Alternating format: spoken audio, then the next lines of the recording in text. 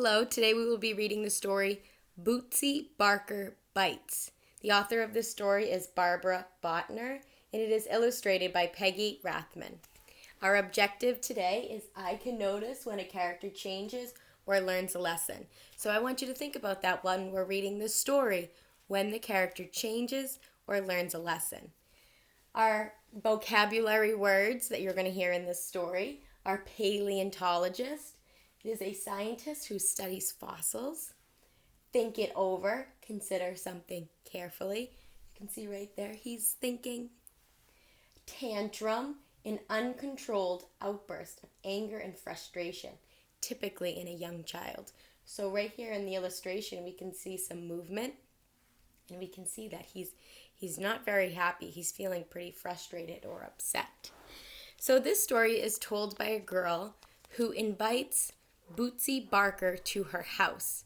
What can you tell from the girl's eyes as she looks out the window to see Bootsie Barker?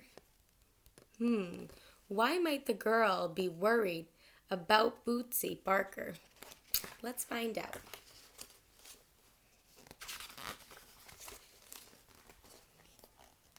My mother and Bootsie Barker's mother are best friends. When Mrs. Baker comes to visit, she always brings chocolate donuts, fresh strawberries, and Bootsie.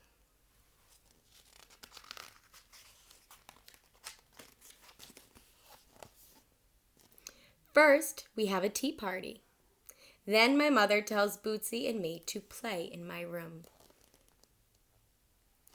Look at her face in the illustration. How do you think she might be feeling with her pulling her? I try to get Bootsie interested in my book about turtles, but Bootsie hates turtles. What is Bootsie doing in this illustration? Looks like she might be ripping up her story. And she doesn't look very happy about that. You're a turtle, howls Bootsie, and I'm a turtle-eating dinosaur. You can see the shadow of a dinosaur right there. Oh no, this girl's looking a little bit worried and scared. My mother calls, "Play nicely, girls." Bootsie yells, "We are." I can't yell anything. Why can't she yell anything? Look at what Bootsie's doing to her. It's time for the Bakers to go home. We'll be back tomorrow, says Mrs. Baker cheerfully. I tell my mother I don't like playing with Bootsie Baker. My mother tells me I have to learn to get along with all kinds of people.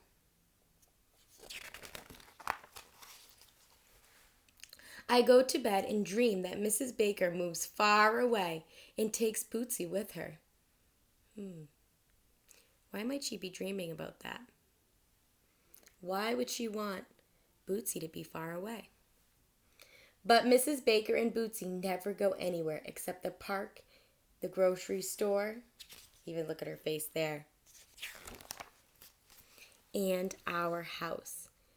It's so nice you girls can be friends, said Mrs. Baker, as Bootsie leads me to my room.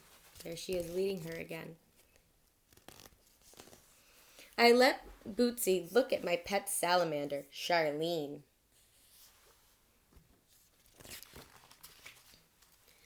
But Bootsie hates salamanders. You're a salamander, screams Bootsie, and I'm a salamander-eating dinosaur.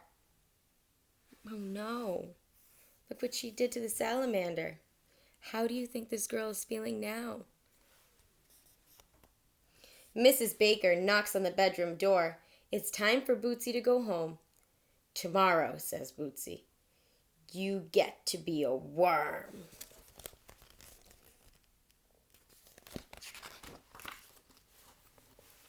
That night, I dream that Bootsie accidentally falls off the edge of the world. I try to save her, but it's too late.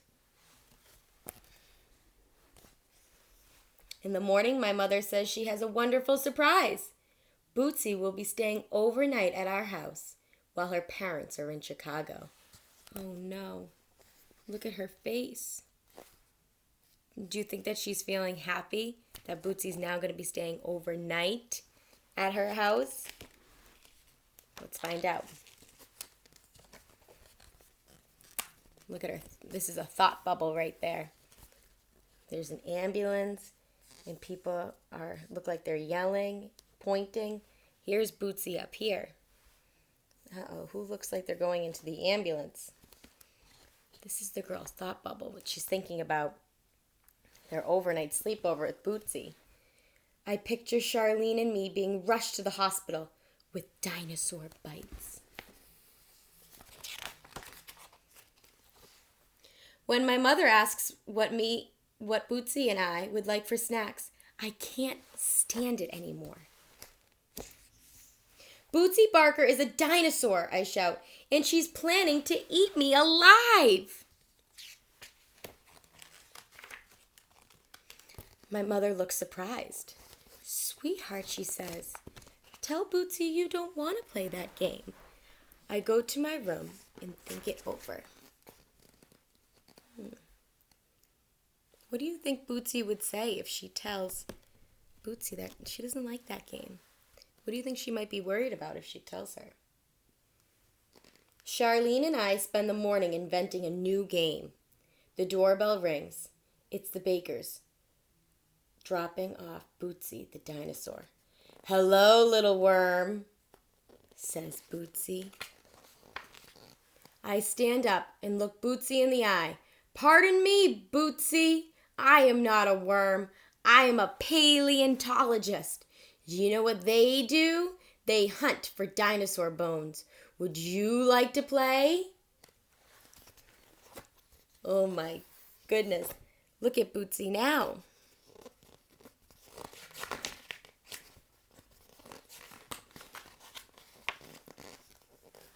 Bootsie runs out the front door. She wants to go with her parents. Mrs. Barker says Bootsie will have more fun if she stays at our house. Bootsie throws a tantrum on the sidewalk. So Bootsie's parents take Bootsie to Chicago, which means I don't have to wish Bootsie takes out a rocket to outer space.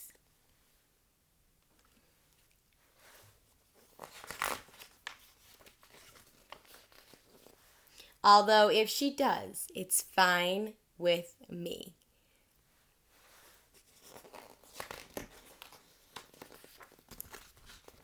Then there's a picture of Bootsie on top of the moon eating a star. So how did the character change from the beginning of the story to the end? So when Bootsie first came, she was really not nice to the girl, right? And she was feeling quite scared. You can see in her eyes, right here, she was feeling really scared. And Bootsie was playing games that she did not like. And then at the end, she stood up to Bootsie. And then how was Bootsie feeling? I want you to think about that. How did the characters change from the beginning of the story to the end? This story was all about standing up for yourself.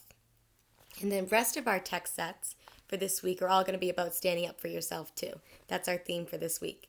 So I want you to think about how the character changes or learns a lesson. Who do you think changed throughout the story or learned a lesson? I can't wait to see your writing. Have a great rest of your day.